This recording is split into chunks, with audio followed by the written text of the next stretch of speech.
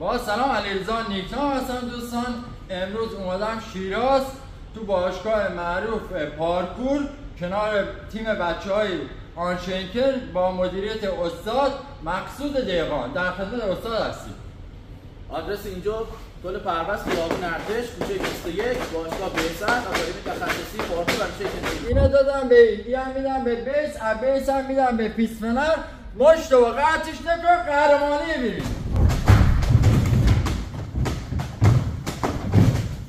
دوستان امکاناتشون رو ببینید. تیم بچه ها آنشنکر حمایت کنید.